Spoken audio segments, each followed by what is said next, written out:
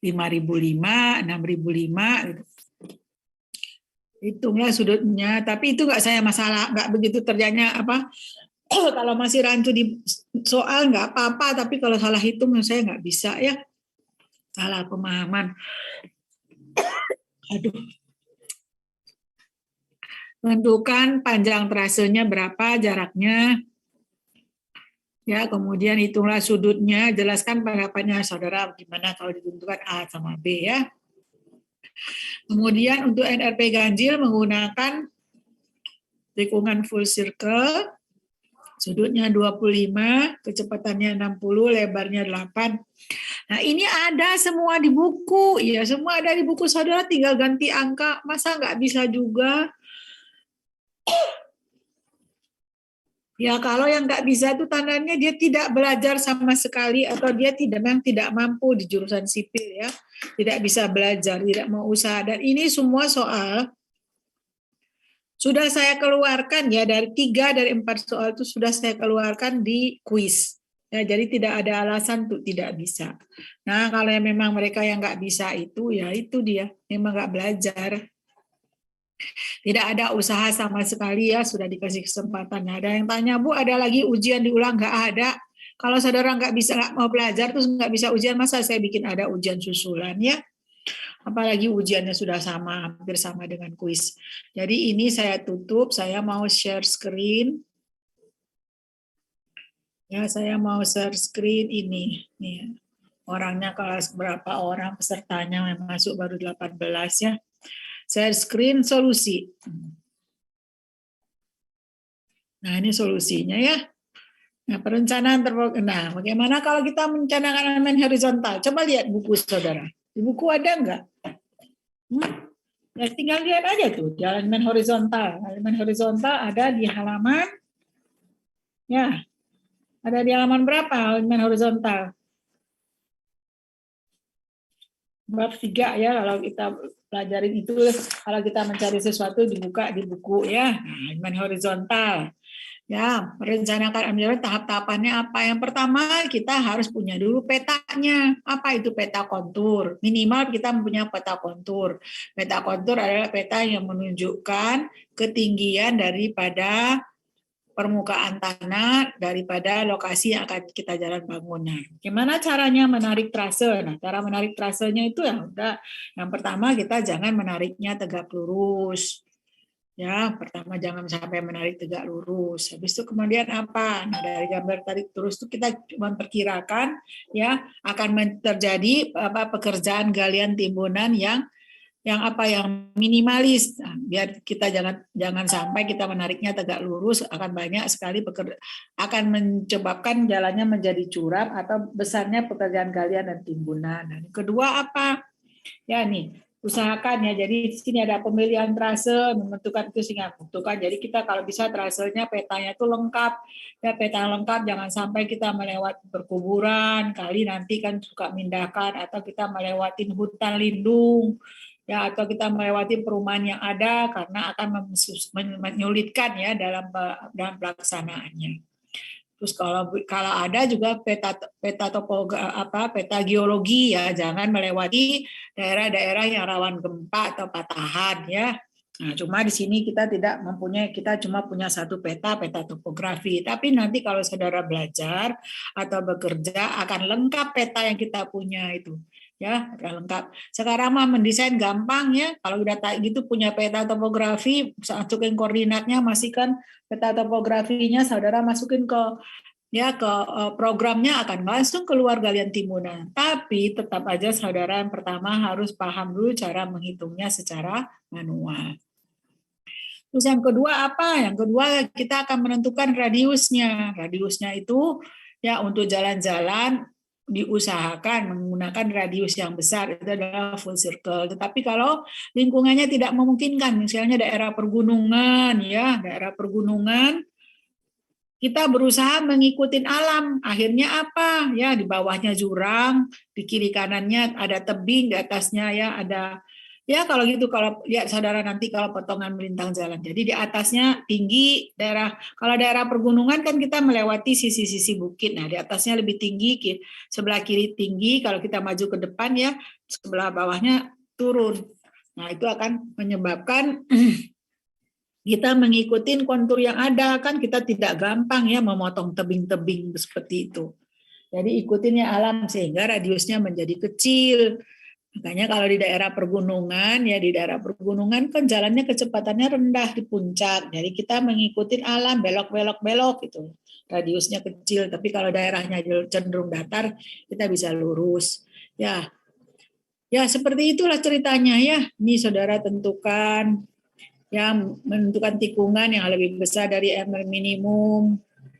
Kemudian kita mengecek stationingnya, mendesain tikungan, beberapa tikungan sepanjang trase tersebut jangan sampai terjadi overlap. Ya, kemudian menggambar potongannya. Ya, kalau saya nggak salah di sini juga ada flowchart-nya rasanya ya. Ada nggak flowchart-nya di halaman lampiran ya? Tuh ada kan? Ya, halaman lampiran ada tuh.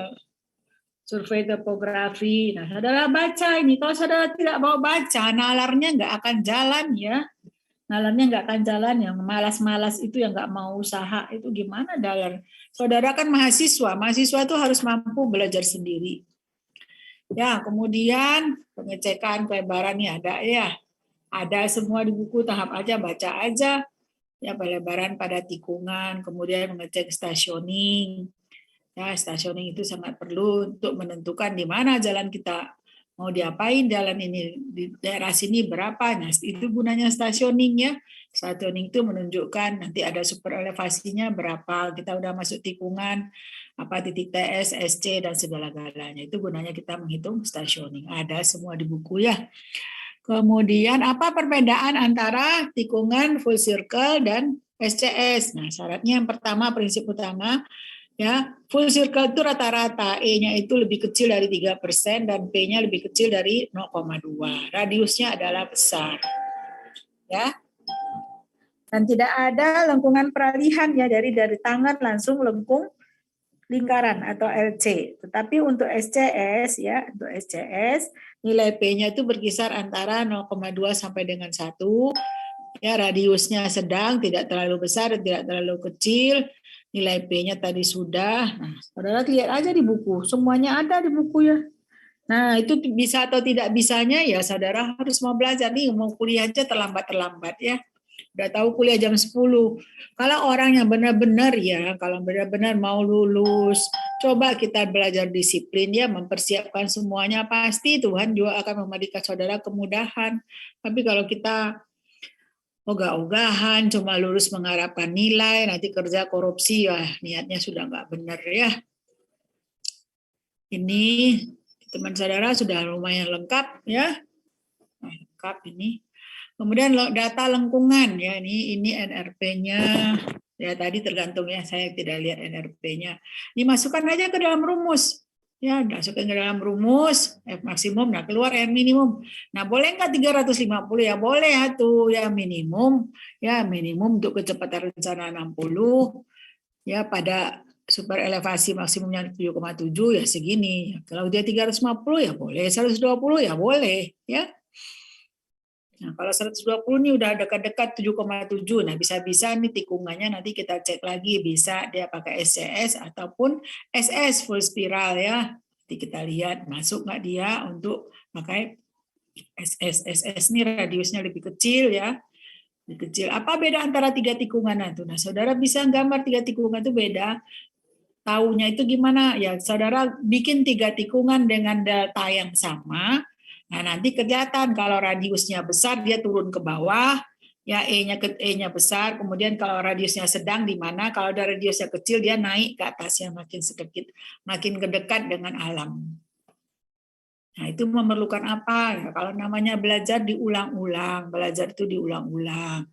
Nah, makanya saya sarankan sama teman-teman saudara, kalau bisa belajar itu punya grup berempat atau berlima. Ya, jadi kalau tidak ada nggak paham itu bisa tanyakan ke temannya. Tapi ini semuanya pertanyaan ini ya, kalau saudara baca bukunya dan paham ya pasti bisa. Tinggal masukkan aja rumusnya ke sini.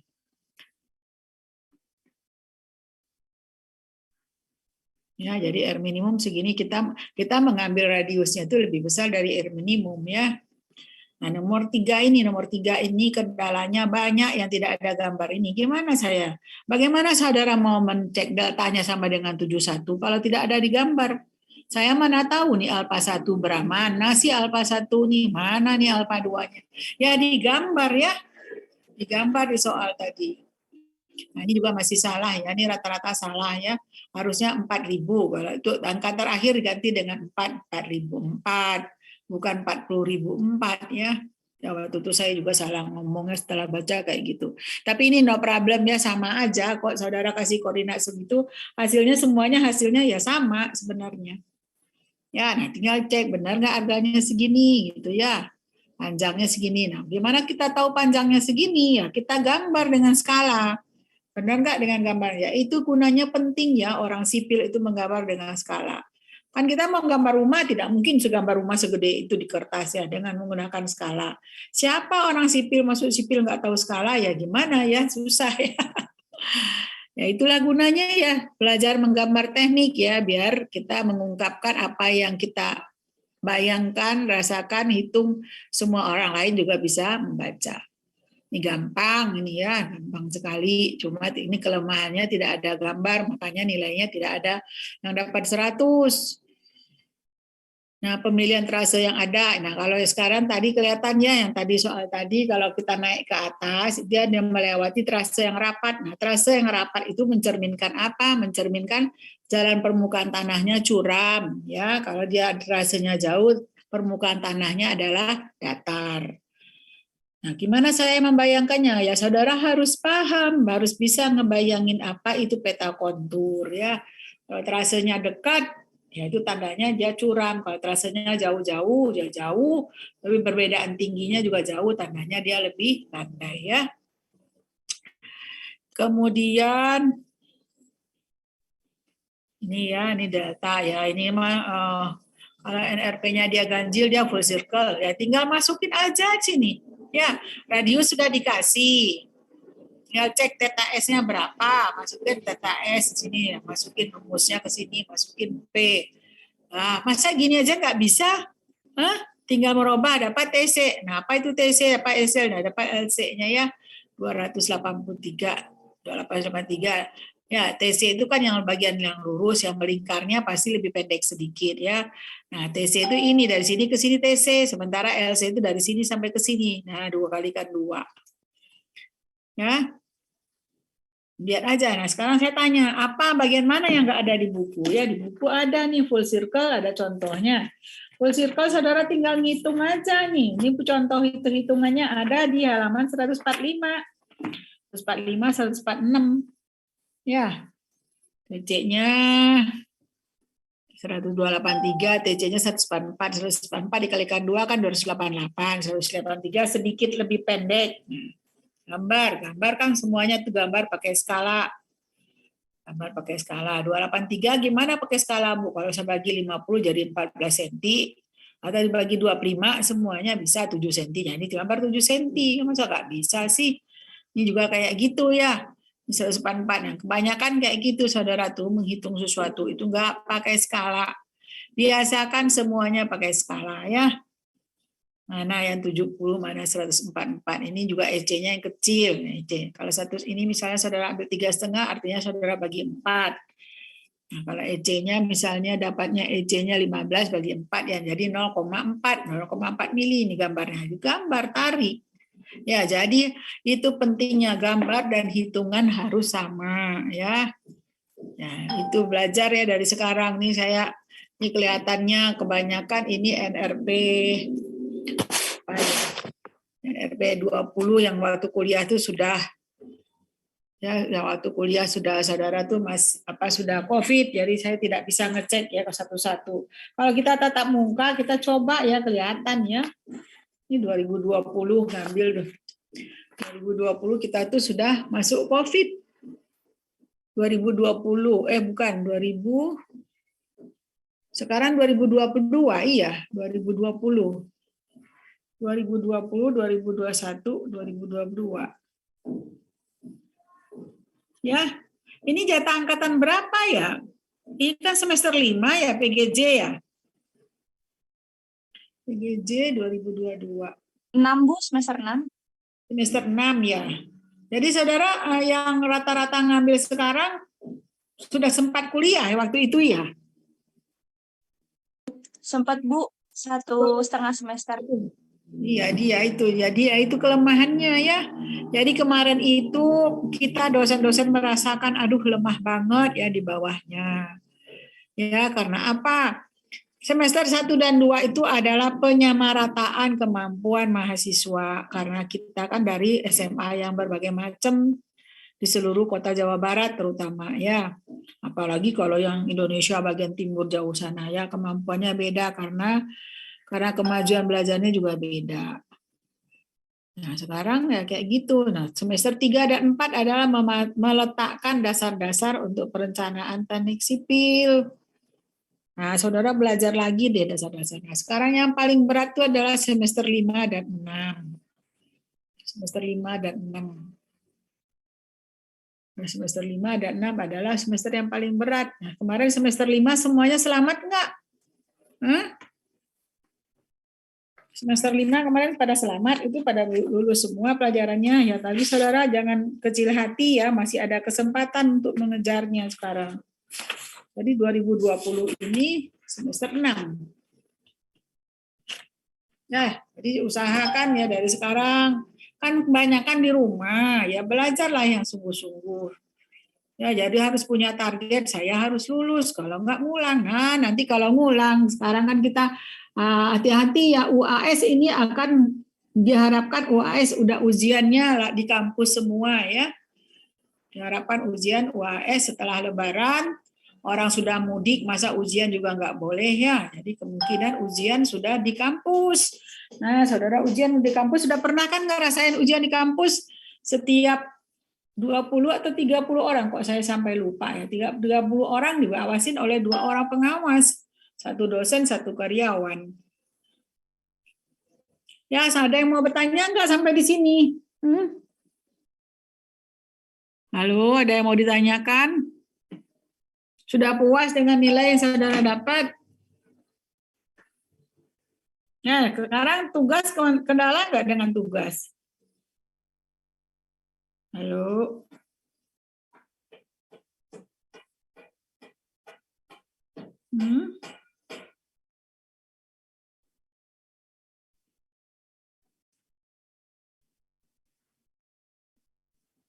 Ya, ini nggak ada yang bertanya tuh apa? Tidak ada yang bertanya tentang solusi. Kalau nggak ada yang bertanya tentang solusi, saya tutup ya.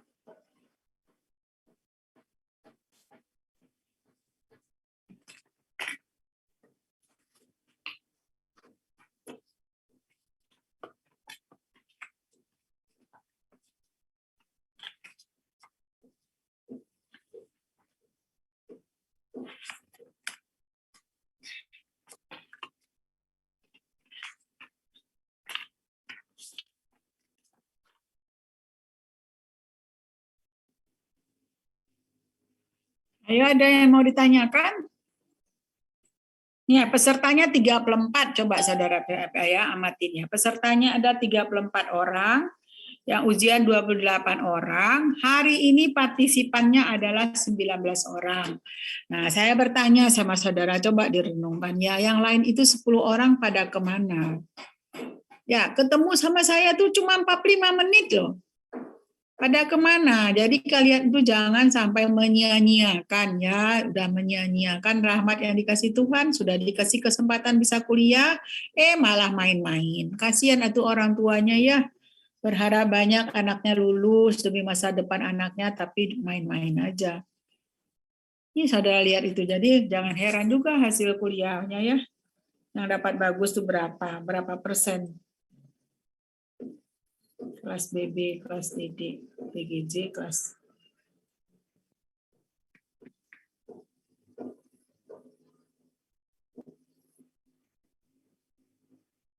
Ini saudara lihat aja nilai UTS ya. Tuh nilai UTS yang di atas 60 berapa orang. Pesertanya semua ada 34, yang hadir cuma 19. Nah, yang nilainya di atas 60 berapa orang? 1, 2, 3, 4, 5, 6, 7, 8, 9, 10, 11, 12, 13, 14, 15, 16. Yuk, Pak, sebandingnya. Sekarang saya masukinnya semuanya masih ya. Coba yang masuk kuliah sekarang nih, saya lihat ya. Sebanding nggak yang masuk kuliah dengan nilainya ya. 18.043. Nah, sekarang gimana itu? Arya, kenapa begitu-begitu aja nilainya Arya? Kamu belajar nggak? Belajar Bu, tapi mungkin saya kurang serius Bu. Iya, jangan disia-siakan kesempatan itu ya. Baik Bu. Marwah. Terus kemudian ada satu hal yang bikin saya pusing ya, tulisannya itu loh amburadul, aduh, kadang-kadang tulisannya kecil-kecil, kalau nggak kebesaran, tapi habis itu di fotonya burem. Duh, gimana saya ya? Saya kan sudah umur, membaca kayak gitu juga lihatnya juga udah kesel saya ya. Marwah, sekarang Marwah nggak masuk ya. Tuh yang masuk Zahra, Arya, Zahra 021. Zahra dapat bagus, Denera dapat bagus, Alika bagus, Sandy dapat berapa nih? Sandy 252. Lumayan tuh ya. Ternyata yang memang yang hadir kuliah ini nilainya bagus-bagus. 18.075, 18.075. Dendi kenapa nilainya pas-pasan ini Dendi? 75. Aldri lumayan bagus, 19.022. Ya bagus. Aliana 19.043. Tuh yang nilainya bagus-bagus masuk. Ya, jadi nggak heran ya, itu kan berbanding lurus. Mereka yang malas-malas ya nilainya ya seperti itu. Jadi alhamdulillah saya tidak akan melakukan kesalahan. Insya Allah saya tidak melakukan kesalahan ya. Jangan sampai saya berlaku zalim yang nilainya benar terus saya jelekin gitu loh. Tuh hari ini yang masuk semua 19.204. Yang lain pada kemana? Memang dia tuh nggak bisa. Damon, kamu kenapa nilainya gini nih Damon? Ferdi 236, 19236. Damon, Ferdi, Farhan 261. 261. Farhan. Ya, saya berharap semuanya dapat A ya. Ya minimal dapat AB, masa sih nggak bisa ya. 236. Bayangin aja ya, dahulu tuh ujian tutup buku ya. Cuma dikasih rumus saja, jadi semuanya tuh harus paham dia. Sekarang saudara tinggal udah buka buku 261, 272. 61, 272. Ya udah gitu aja ya. Nih. Sekarang apa? Yang mau ditanya apa sekarang? Alignment vertikal sudah dipelajarin belum? Share screen alignment vertikal.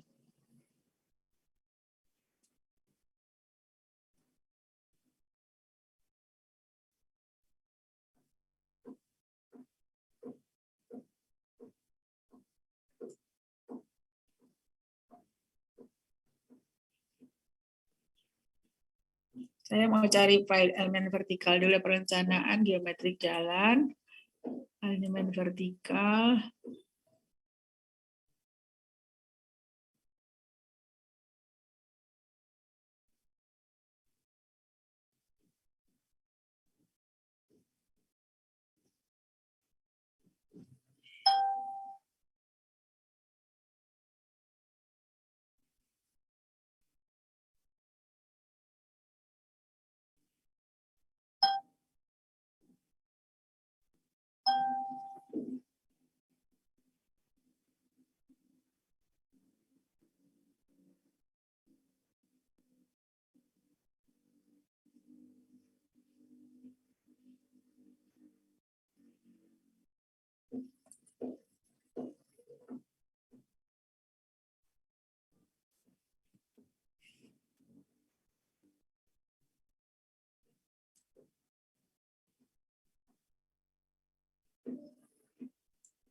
Ini semua sudah baca elemen vertikal belum ya? Harus dibaca ya.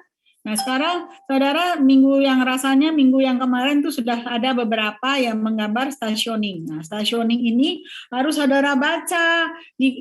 Saya jalan setiap langkah ya, setiap langkah pindah kontur. Saya tahu ketinggiannya, tapi saya harus ngitung jaraknya pakai penggaris. Ya, sehingga pas stationingnya itu nanti, stationingnya 650 meter. Nah, sumbu X-nya itu sampai 150, sumbu X-nya itu nanti sampai 650 meter. Nah, tinggal saudara tiap titiknya itu tingginya berapa. Nah, inilah gambar titik-titiknya di halaman 175 ya.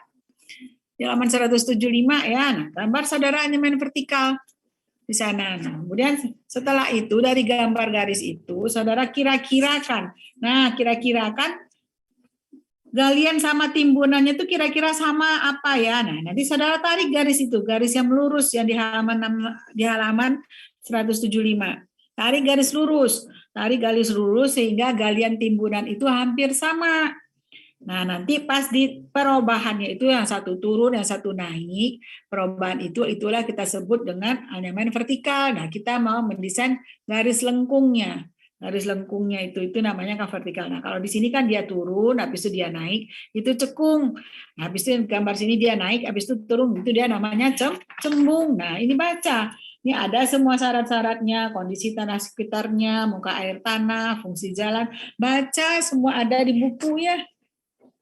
Habis itu perhatikan kelandaian jalannya. Kelandaian itu apa? Kelandaian itu adalah perbedaan tinggi antara dua titik secara vertikal dan jarak horizontalnya berapa. Itu namanya kelandaian. Kalau beda tingginya misalnya 6 meter, jaraknya horizontalnya 100. Jadi berapa kelandaiannya? 6/100 dikalikan 100%. Nah, jadi 100-100-nya hilang, tinggal persennya. Jadi kelandaiannya adalah 6%. Ini baca yang di buku Bu Silvi. Nah, kemudian saudara sketsa penentuan medan. Nah, sketsa penentuan medan ini kita lihat, ambil suatu potongannya ya. Nah, kita lihat potongannya jalan. Kiri kanan jalannya itu nantinya seperti apa. Nah, berapa kelandaiannya? Itu di halaman 180. Ya, dapat 80A dibandingkan B itu berapa ya? A misalnya 5 meter, kiri kanan jalan bedanya 5 meter. Terus kemudian B-nya misalnya jalannya 10 meter. 5 sama 10 meter itu berapa? 5 kali 10 meter kalikan 100 100%. Nah, kalau ternyata dia itu 5/10 kalikan 10/100%, jadi 50%, lebih besar dari 20%, itu tandanya daerah pergunungan. Ya, daerah pergunungan. Nanti kemudian panjang landai kritis itu maksudnya kalau kita jalan jangan terlalu lama nanjaknya. Ya, capek mobilnya. Jadi kalau kita nanjak, habis itu kita datar seperti naik tangga ya. Kalau saudara naik tangga, tangganya banyak kan saudara dikasih bordes dulu, berhenti dulu, habis itu nanjak naik lagi. Itu panjang landai kritis saudara baca ya. Mudah-mudahan setelah saudara baca, ketemu saya bisa paham ya. Itu tangan vertikal memiliki kelandaian, itu contoh ada. Contoh perhitungan di halaman 184. Kemudian panjang landai kritis, ya udah ini semua ada di buku ya, nih ada di buku. Nah, apa yang kita sebut dengan bentuk lengkung vertikal. Nah, syarat-syaratnya berapa? Syarat-syaratnya itu tinggal menentukan L ya, jarak pandangan henti atau menyiap. Tapi rumus dasarnya semua bentuk lengkung vertikal itu rumus dasarnya adalah ya Y sama dengan X kuadrat per ya Y sama dengan X kuadrat ya untuk di tengah-tengah per 200L. Nih, ya rumus dasarnya adalah rumus 61. Y itu apa sih? Turun dari garis lurus ke garis lengkung ya. Coba saudara lihat halaman 190. Ya, halaman 190 apa itu Y? Y itu turunnya dari garis lurus ke lengkungnya itu. Jadi X-nya dari mana? Dari PLV. Nah, dari kita hitung nanti gambar lengkungnya itu seperti apa. Ya, ini saudara tinggal baca. Rasanya ini sudah saya upload di e-learning ya, elemen vertikal. Ini saudara juga tinggal baca, ada di buku semuanya ini ada persyaratannya. Semua ada ya. Lajur pendakian. Ini sudah rasanya minggu kemarin saya di kelas dan ya ini kalau di luar negeri seperti ini, kalau kita jalan pinggir ya tempat yang merah ini adalah lajur pendakian. Ada ya, perhatikan kalau kita di jalan tol Purbalenyi ya ada di sini ya, pasti tanjakan karena kita Bandung itu kan tinggi daripada Jakarta ya. Ini lengkung vertikal, pergantian dari suatu kelandaian ke kelandaian lain yang dilakukan dengan menggunakan lengkung vertikal. Lengkung direncanakan sehingga memenuhi keamanan, kenyamanan, dan hasil. Nah, ini syarat-syaratnya. Nah, kalau dia seperti ini, dia turun, habis itu dia naik. Ini kan namanya cekung. Ini bentuknya cekung, ini bentuknya cekung. Nah, ini bentuknya kita kalau lihat dari bawah ya, ini cembung, cembung, cembung.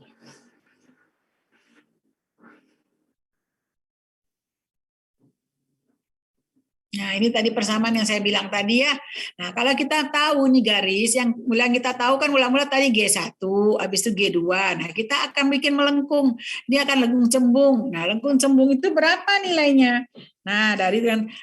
L-nya itu nanti kita lihat berapa dari L. L-nya itu kita misalnya tahu L-nya 100 meter. Nah, nanti kita hitung 50 ke kiri, 50 ke kanan, bentuk lengkungnya itu seberapa. Nah, yang kita hitung adalah nanti nilai Y-nya ini.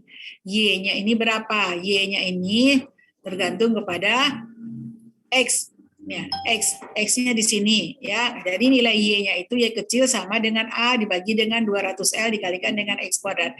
X-nya itu adalah dari sini titik PLV X. Nah, sampai ya kita masukkan ketika X-nya sama dengan 0, Y-nya sama dengan 0. X-nya sama dengan 25. Ya kan tadi kita bilang 100 ya, kita hitung 25, Y-nya berapa? Ya kita tahu A1 berapa? A itu adalah G1 dikurang G2. Ya, G1 kurang G2, saudara jangan lupa masukin tanda plus atau minus. G1 naik, tandanya plus, G2 minus, tandanya minus. Jadi G1 kurang G2, jadi A-nya jadi tambah ya. Semuanya sudah ada contohnya di buku. Ya, EV itu apa? Pas di tengah-tengah. EV sama dengan AL. A-nya tahu, L-nya tahu. L-nya tadi 100. Kalau L-nya 5, 50 masukin. Ya, tinggal gambarkan aja. Gambar EV-nya segini. Ya, gambar tikungannya jadi. Ya, itu yang kita gambar dalam perencanaan. Nah, ini adalah syarat-syarat daripada lengkung vertikal cembung. Ya, bagaimana kalau kita kayak gini terlalu pendek, seret, turun lagi gitu ya. Jadi harus dijauhkan. Ya, jauhkan sehingga jarak pandangan orangnya itu apapun yang terjadi pas dia nanjak atau turun dia bisa lihat. Ini nah berapa panjang? Nah, sekarang caranya kita menentukan nilai L ya, panjang lengkung. Panjang lengkungnya seperti apa ya tergantung pada jarak pandangan menti dan jarak pandangan menyiap. S ya, jarak pandangan menti di dalam di dalam panjang lengkung. Ya, jadi L-nya berapa? A-nya tadi udah tahu G1 kurang G2, S-nya berapa? Nah, jarak pandangan T-nya berapa? Hitung. Semuanya sudah ada di buku. Ya, ada contoh-contohnya. Apakah jarak pandangan T lebih besar daripada panjang lengkungnya? L-nya dapat segini. Nah, dari semuanya ini agar memenuhi syarat, saudara tentukan nilainya L-nya berapa. Ya, L-nya itu bebas kita menentukan semua asal masuk dalam syarat-syarat. Masuk di sini ya, ini adalah syaratnya ya, jarak pandangan menti kalau kecepatan segini adalah 85 ya.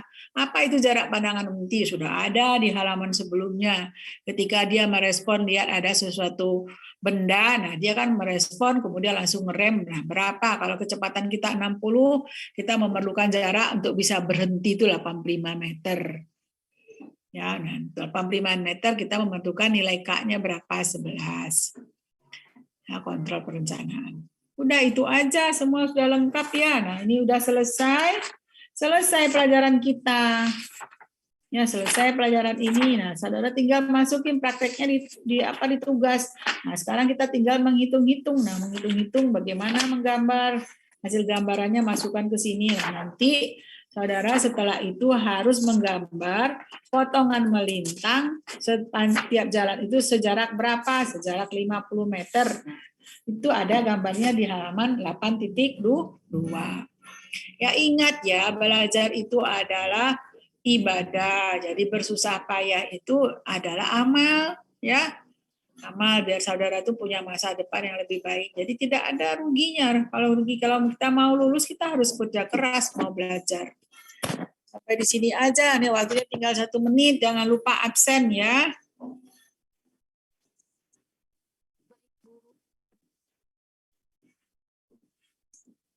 Oke, ada yang mau ditanyakan? Kok saya terus yang ngoceh dari tadi ya, kalian diem aja, entah dengar atau enggak ya.